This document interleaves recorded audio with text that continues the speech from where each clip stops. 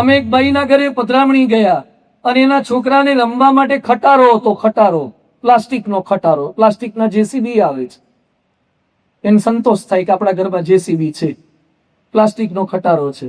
કે અમારી ભેગો બીજો એક કાર્યકરનો છોકરો હતો, ત્યાં ખટારો જોઈ ગયો તો કે મને ખટારો આપ. તે પેલો આપે કઈ? તે ખટારા માટે બે પાખડ્યા. અમારી પધરામણી આમ જ પતી, ખટારાના સમાધાન માટે. ખટારો પાછો પ્લાસ્ટિકનો ખટારો. તે સમજે જ નહીં. તે પેલા કાર્યકર એના દીકરાને લઈ અને બજારમાં જઈને ખટારો લઈ આવ્યા. બે ખટારા વાળા થયા. ત્યારે થોડી શાંતિ થઈ. એમાં પાછો પેલો જે નવો આવ્યો હતો ને કે જો તારા કરતા મારો ખટારો મોટો. મેં તો તું હાલ હવે અમાર ભેગો. આ ખટારામાં જ પચશે નહીં બધું પાછું. તે નાના છોકરાને આવું રમકડામાં ખટારો, થોડાક મોટા થાય એટલે મોબાઈલ, બાઈક, ગાડી, ચશ્માની ફ્રેમો, આ બધું ફ્રેન્ડશીપ, આસક્તિ. થોડાક મોટા થાય એટલે કપડા અને આ બધું આવે, દાગીના, આભૂષણો, મકાન, ગાડી, વાડી, સંપત્તિ, આ બધું જ મોહ પમાડે એવું છે. પરંતુ આ બધું બંધનનું કારણ છે. પણ અહીંયા એ મોહની વાત નથી કરતા. આ પણ મોહ સાચો જ છે, આનું નિરૂપણ પણ વચનાવતમાં થયેલું જ છે. પણ અહીંયા થોડીક જુદી વ્યાખ્યા આપી છે. કયો મોહ? પોતાનો અવગુણ ન સૂજે તે મોહનું રૂપ છે. મોટે ભાગે માણસ માત્રમાં ગુણ પણ હોય અને અવગુણ પણ હોય. માણસ માત્રમાં આપણા બધામાં થોડાક ગુણ પણ હોય, અવગુણ પણ હોય.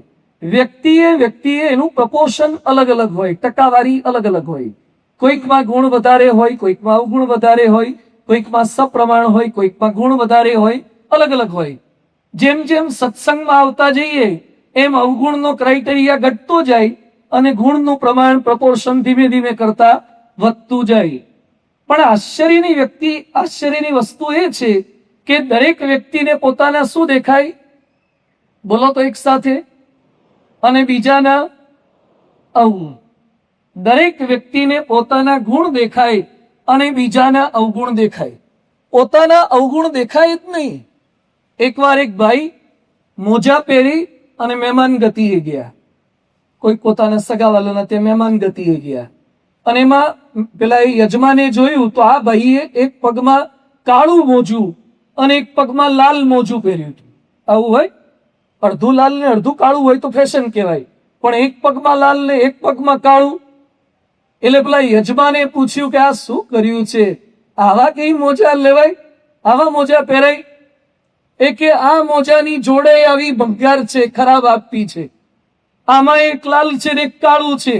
દુકાનદારે જેવો છે, મેં બે જોડ મોજા લીધા, એમાં આ જોડે ખરાબ આવી અને ઘરે જે પડ્યા છે ને એમાં એક લાલ છે ને એક કાળું જ છે.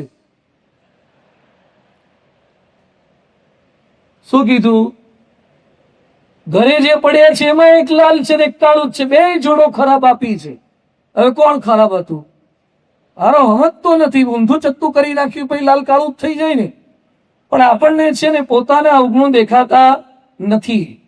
એટલું જ નહીં, દેખાતા નથી પણ અવગુણ છે જ નહીં એમ માનીએ છીએ. દેખાવું નહીં એ વસ્તુ થોડીક જુદી છે, પણ અવગુણ છે જ નહીં એમ માનવું એ તો વધારે ખતરનાક છે, વધારે જોખમી છે. એટલે આપણે એ લેવલ સુધી પહોંચી ગયા છીએ. અત્યારે એક ચિઠ્ઠી આપવામાં આવે સભામાં બધાને અને કહેવામાં આવે કે દરેક વ્યક્તિએ પોતાના ગુણ પણ લખવાના અને અવગુણ પણ લખવાના. અને આપણે બધા લખીએ તો કયું ખાનું વધારે ભરાય? બરાબર ને? આપણને આપણે અવગુણ લખવા જાવ તો એમ લાગે કે ના ના યાર આ તો છે જ નહીં. અને ગુણમાં તો એટલો નિબંધ લખાઈ જાય ને 2-3 પાનાનો, બહુ ટોપ નિબંધ લખાઈ જાય, આપણા ઉપર આખી આત્મકથા લખાઈ જાય એટલું થાય. પરીક્ષામાં નપાસ થાય તો પણ વાંક કોનો? સુપરવાઇઝરનો, બોર્ડનો, પેપર કાઢનારનો, કમ્પ્યુટરનો. નશો કરીને વડોદરામાં અકસ્માત કર્યો, અમદાવાદમાં અકસ્માત કર્યો, 8-9 જણાને અમદાવાદમાં ઉડાડ્યા, વડોદરામાં એકને મારી નાખી અને બાકીના 7-8 ને ઘાયલ કરી દીધા. તો એ શું વ્યક્તિ પોતે બોલે કે ના ના મારો તો વાંક જ નથી? આટલા તમારા થકી ગુજરી જાય છે તો એ કોઈને પોતાનો વાંક દેખાતો નથી. નિર્ભયા નામની છોકરી ઉપર કે બાળકી ઉપર બળાત્કારો કેટલા થાય છે, તોય પાછા એ લોકો શું કહે છે કે મેં બળાત્કાર નથી કર્યો, અથવા તો મારી દાનત એવી નહોતી, અથવા એણે મને ખોટી રીતે લલચાયો હતો. એટલે તમે બળાત્કાર કરી નાખ્યો, પેલી દીકરીને મારી નાખી, અને છતાં પાછા કેટલાક લોકો એને નિર્દોષ પુરવાર કરવા માટે એનો કેસ હાથમાં લે. કેવું છે આ બધું? બધાને ખબર છે કે આ વ્યક્તિ દોષિત છે, છતાં પણ આ જમાનો એવો થઈ ગયો છે ને કે અવગુણ પૈસા આપે એટલે અવગુણ દેખાતા બંધ થઈ જાય. 2-3 વાર છૂટાછેડા થયા હોય ને તો એ સામેવાળાની ભૂલ દેખાય છે. 2-3 વાર છૂટાછેડા થઈને ઘણા સભામાં 7 વાગે આવે છે, 6:45 વાગે, અને એમ પૂછીએ કેમ મોડા આયા? એ કે હું તો ક્યારનોય નીકળી ગયો હતો, પણ ટ્રાફિક એવો હતો ને કે 1.5 કલાક ટ્રાફિકમાં રહ્યા, એટલો બધો ટ્રાફિક હતો. એ કે મારે તો આવવું જ તું ટાઈમે, પણ મહેમાન આવી જાય છે, અને અમુક જ્યારથી સત્સંગમાં આવ્યા ને ત્યારથી દર રવિવારે મહેમાન આવે છે. રવિવારે જ આવે છે, બોલો, સભાના ટાઈમે મહેમાન આવે છે. દર રવિવારે મોડા આવે છે, અમુક 6:30 આવે, 6:45 આવે, 7 આવે, તો એને પોતાનો અવગુણ નહીં દેખાય. સભામાં બાકીના બધા બેઠા હોય, વહેલા ઉભા થઈને જતા રહેશે, હજી આરતી બાકી હોય, વિદાય સ્તોત્ર બાકી હોય, ઉભા થઈને જતા રહે. કેમ? એ કે પછી ટ્રાફિક બહુ થાય છે, પછી અમારી બસ જતી રહે છે, પછી પ્રસાદમાં લાઈન બહુ થાય છે. એના કારણો બધા એટલા વ્યાજબી બતાવે ને તમને એમ જ લાગે કે તને તો અડધી કથાએ ઉભો જ કરી દેવો જોઈએ, છેલ્લે નહીં અડધી કથાએ તને મોકલી દેવો જોઈએ. એને પોતાના અવગુણ દેખાય જ નહીં કે હું ભૂલ કરું છું, ખોટું કરું છું. એટલે મહારાજ આ વતનાઉદમાં સમજાવે છે, પોતાનો અવગુણ દેખાતો નથી. બીજું કહે છે કે જીવ માત્રને પોતાના ડાપણનું અતિશય માન હોય છે. જીવ માત્રને શેનું માન હોય? પોતાના ડાપણનું. બાળકો અમારી પાસે આવે, સંતો પાસે, અને અમે પૂછીએ બેડ બોય કે ગુડ બોય, તો શું બોલે? Good boy. હા, હળી હંચો આખી સોસાયટીને કરે એવો હોય, વડના વાંદરા ઉતારે એવો, તો એ પાછું શું કે? Good boy. આપણે કહીએ કે કોણ ડાયું? તું ડાયો કે ગાંડો? હું ડાયો.